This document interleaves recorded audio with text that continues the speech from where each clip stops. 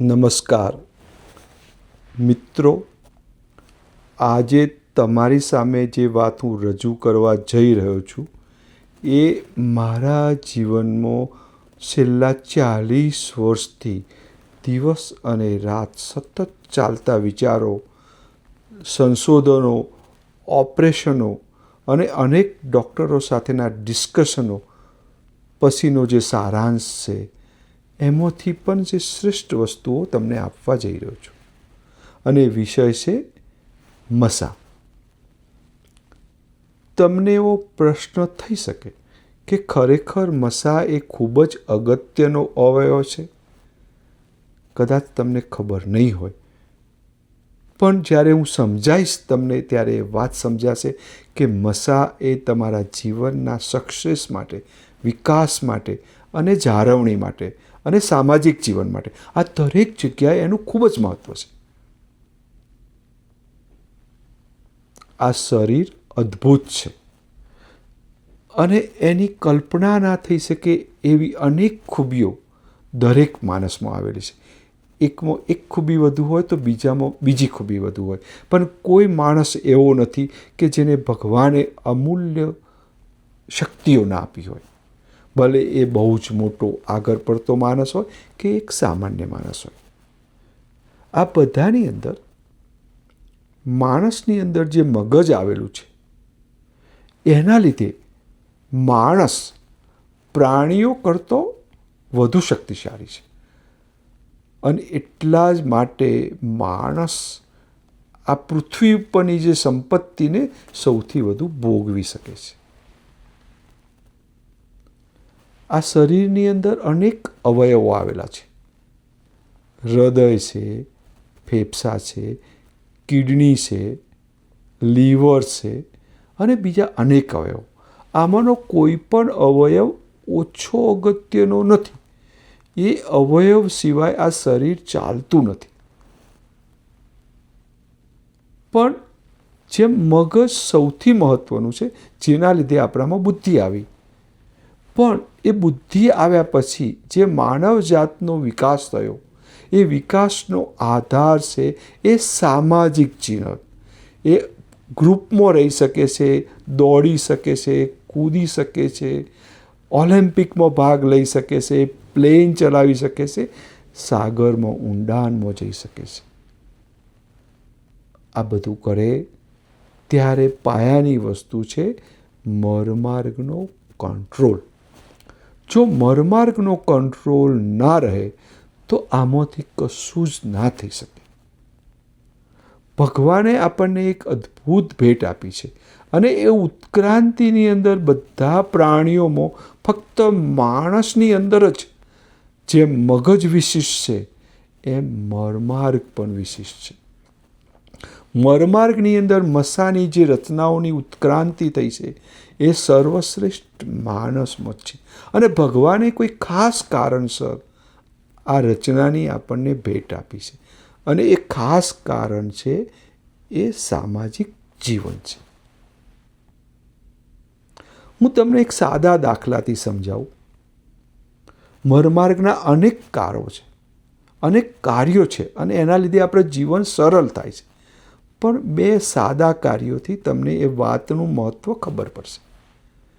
આપણે ક્યાંક બેઠા છીએ, કોઈ મિટિંગમાં છે, કોઈ અગત્યનું કાર્ય ચાલી રહ્યું છે, લગ્ન છે, પ્રસંગ છે, કંઈ પણ હોય, અને એ વખતે મરમાર્ગમાંથી કોઈ સિગ્નલ આવે તો સૌથી પહેલાં એ સિગ્નલ મસા સેન્સ કરે છે. જો એ સોલિડ છે, એ જાડો છે અને યોગ્ય સમય નથી તો એ જાળાને પરત મોકલી દેશે. અને જાળો એવા વખતે જ જશે કે જ્યારે આપણને એ પરિસ્થિતિ યોગ્ય લાગે. માનો કે ગેસ છે તો એ ત્યાંથી પસાર થશે, પણ એની જોડે જાડો નહીં આવે. તમને પણ ક્યારેક ખબર ના હોય, આજુબાજુવાળાને પણ ખબર ના પડે અને એ મીટિંગ ચાલુ રહેશે. તમને છીંક આવે, તમે વજન ઉચકો, તમે જોરવાળું કામ કરો, તમે ઓલિમ્પિકમાં દોડો, આવી કોઈ પણ પરિસ્થિતિની અંદર ઝાડો લીક થતો નથી. તમે ઊંઘી જાઓ તો પણ ઝાડો લીક નથી થતો. આમ એ એનું કાર્ય અત્યંત કુશળતાપૂર્વક કરે છે અને એટલે આપણને એની વેલ્યુ ખબર નથી. પણ કોઈ કારણસર માનો કે મસાની અંતઃત્વચાનો નાશ થઈ જાય તો આ સિગ્નલ જ્યારે આવશે ત્યારે કાં તો એ સિગ્નલ પૂરેપૂરું પહોંચશે નહીં, કાં તો કંઈક ખબર ના પડે એવા સ્વરૂપનું પહોંચશે. એટલે મગજ નિર્ણય નહીં કરી શકે. એટલે અર્જ ઇન્કોન્ટિનન્સ થશે, દોડીને જવું પડશે સંડાસ કરવા માટે. અને આ અત્યંત દુઃખદાયક પરિસ્થિતિ પેદા થાય છે. જ્યારે ઇન્કોન્ટિનન્સમાં ઝાડો તો ખાસ આવતો નથી હોતો અને મોટાભાગની પરિસ્થિતિમાં કોઈ તકલીફ પણ નથી હોતી, પણ એનાથી આત્મવિશ્વાસની ખામી આવે છે. તમારે કંઈક અગત્યનું કામ કરવું હોય તો તમારે પ્લાન કરવો પડે છે, તમારે વિચારવું પડે છે. તમે વિચાર કરો કે 100માંથી 95% અવયવ કામ કરે છે, એનાથી કંટ્રોલ રહેશે જ. એવી પરિસ્થિતિમાં પણ માણસનો આત્મવિશ્વાસ ડગમગી જાય છે અને એના લીધે સામાજિક જીવન અને એના લીધે વિકાસ અટકી જાય છે. એવી જ રીતે જો મસાનો નાશ કરવામાં આવે તો મરમાર્ગનો કંટ્રોલ જતી નથી રહેતો. મરમાર્ગનો કંટ્રોલ તો રહે જ છે, કારણ કે મરમાર્ગના કંટ્રોલ માટે ભગવાને એક કોમ્પ્લેક્સ અને બહુ સારી સિસ્ટમ આપેલી છે.